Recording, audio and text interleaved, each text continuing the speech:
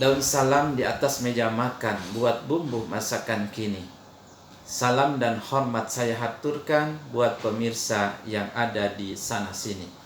Assalamualaikum warahmatullahi wabarakatuh. Bismillah, alhamdulillah, salatu wassalamu ala rasulillah wa ala alihi wa ashabihi wa mawalah, amma ba'du. Puji dan syukur senantiasa kita panjatkan kepada Allah Subhanahu wa ta'ala. Alhamdulillah, dengan limpahan rahmat kasih sayang Allah, kita masih diberikan kenikmatan oleh Allah Subhanahu wa ta'ala. Salawat serta salam semoga Allah curah limpahkan kepada junjungan kita, suri tauladan bagi kita, Nabi akhir zaman, pendobrak kebatilan, penghancur debu-debu kemusyrikan, yakni Habibana wa Nabiyyana Muhammad sallallahu alaihi wasallam. Hadirin rahimakumullah, di dalam kitab Al-Adab Al-Mufrad ada sebuah hadis yang menyatakan, hadis riwayat Imam Al-Bukhari dari sahabat Abu Hurairah radhiyallahu anhu, Nabi bersabda bahwa ada 3 dosa yang paling besar, ya. Dosa yang paling besar. Maka Nabi sampaikan kepada sahabat, ala unabbiukum bi akbaril kabair. Maukah aku tunjukkan kepada kalian, kata Nabi, sesuatu dosa yang paling besar. Qalu, maka sahabat menjawab, bala ya Rasulullah, tentu ya Rasul, beritahukan kepada kami apa dosa yang paling besar itu. Qala, maka Rasulullah sallallahu alaihi wasallam bersabda, al-isyraku billah, bahwa dosa yang paling besar yang pertama adalah menyekutukan Allah Subhanahu wa ta'ala, yaitu musyrik kepada Allah. Hadirin rahimakumullah, maka ini yang harus kita hati-hati ya rahimakumullah. Keimanan yang sudah ada dalam diri kita jangan kita campuri dengan kesyirikan dan kesyirikan. Kenapa? Ketika iman dicampuri dengan kesyirikan rahimakumullah, ini yang sangat berbahaya. Ya. Syirik itu apa? Menyekutukan Allah. Ada sesuatu yang bisa memberikan manfaat dan madarat selain Allah Subhanahu wa ta'ala. Sedangkan keimanan yang ada dalam diri kita itu harus kita murnikan, ya. Harus kita murnikan, bersihkan dari kesyirikan, rahimakumullah. Bahkan di dalam Al-Quran Allah Subhanahu wa ta'ala berfirman, innallaha la yaghfiru ay yushraka bihi wa yaghfiru ma duna dzalika liman yasha. Bahwa sesungguhnya Allah tidak akan mengampuni dosa syirik, dan Allah akan mengampuni dosa selain daripada dosa syirik, rahimakumullah. Ini saking apanya? Saking berbahayanya kita melakukan kesyirikan. Subhanallah. Maka jangan sampai ada keyakinan kepada selain Allah. Contoh yang dikatakan syirik itu adalah ketika kita percaya, yakin terhadap obat yang menyembuhkan diri kita. Misalkan, kalau saya tadi tidak minum obat, maka penyakit saya tidak akan sembuh nih. Kalimat tersebut, hadirin hati-hati. Ini kalimat yang dapat menjadikan diri kita musyrik kepada Allah Subhanahu wa ta'ala. Berarti kita meyakini bahwa obat itu yang dapat menyembuhkan kita, bukan Allah. Hati-hati dengan kalimat tersebut. Kalau saya tidak ke dokter, sepertinya saya tidak akan sembuh. Masya Allah. Kalimat ini yang tidak boleh kita ucapkan. Ya, harus kita luruskan, rahimakumullah. Ya. Maka seharusnya kita meluruskan kalimatnya. Alhamdulillah, dengan izin Allah Subhanahu wa ta'ala, sebab saya pergi ke dokter, sebab saya meminum obat, penyakit saya sembuh.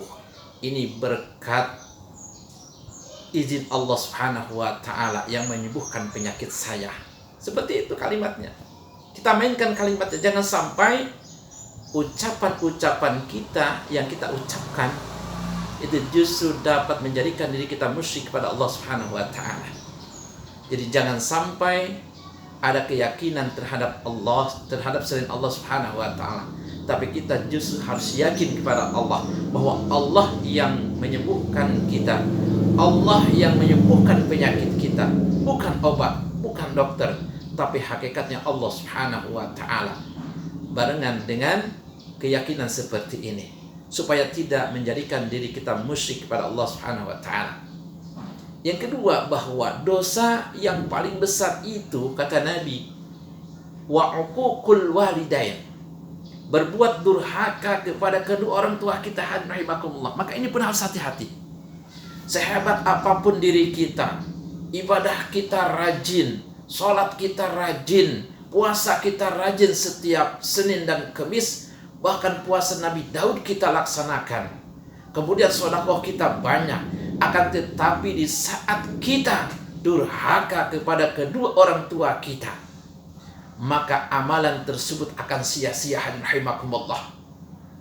Bahkan di akhir hayat nanti, yang ini yang akan menyebabkan terhalangnya mulut kita mengucapkan kalimat la ilaha illallah.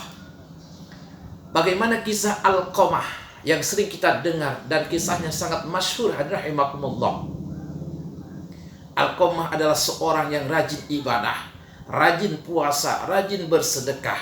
Akan tetapi di saat dia sakit parah, di akhir hayatnya atau dalam keadaan sakaratul maut, ketika Alqamah ditalkinkan kalimat la ilaha illallah, tetapi mulut ini terasa berat, terkunci, rahimakumullah, tidak bisa mengucapkan kalimat la ilaha illallah. Apa penyebabnya?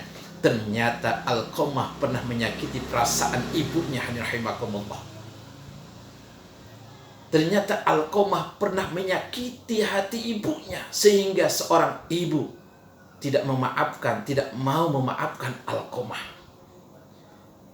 Maka karena melihat kejadian seperti itu, Alqamah yang susah, ya, tertahan, ruhnya tercabut keluar dari jasadnya, rahimakumullah.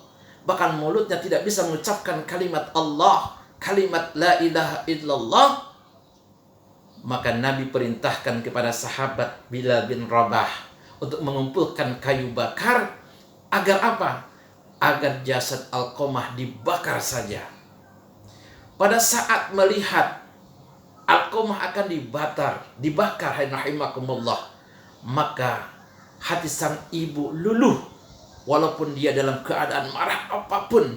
Di saat anaknya akan dibakar begitu saja di hadapan ibunya, rahimakumullah, maka sang ibu mengatakan, ya Rasul, saya tidak mau ketika Alqamah dibakar, ya Rasulullah.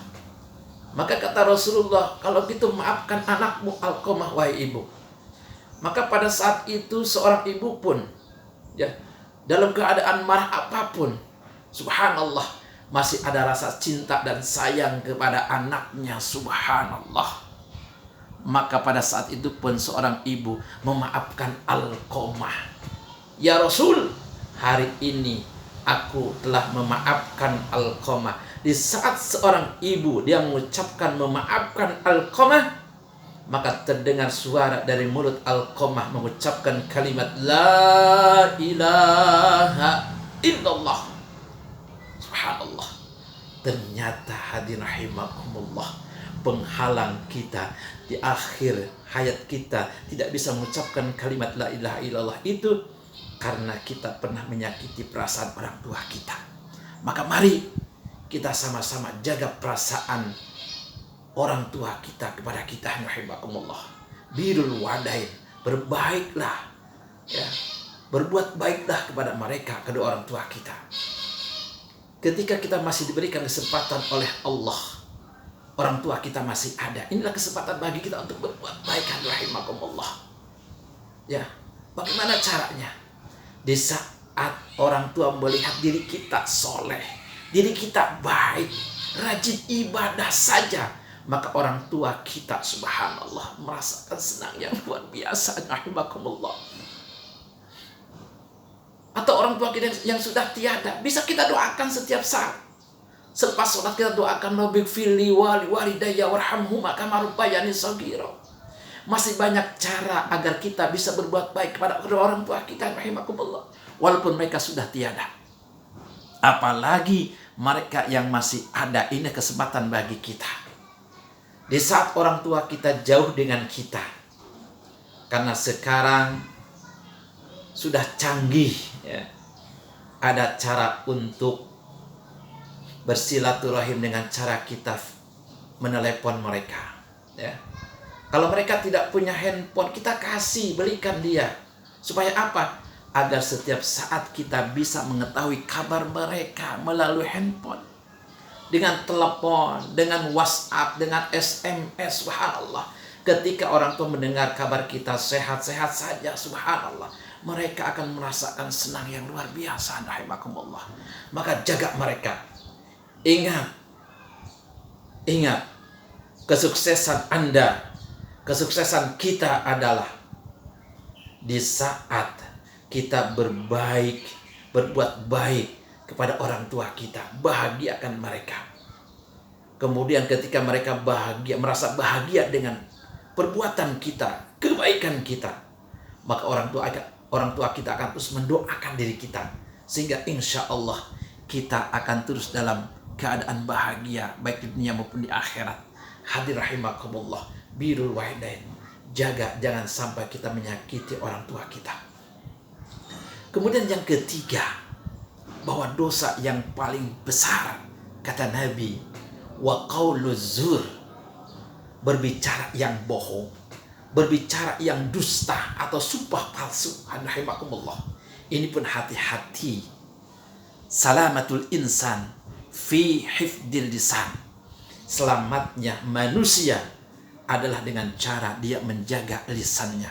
Maka hati-hati, banyak orang yang bermusuhan karena lisan, banyak orang yang memutuskan silaturahim itu dikarenakan lisan kita. Maka hati-hati dengan lisan kita.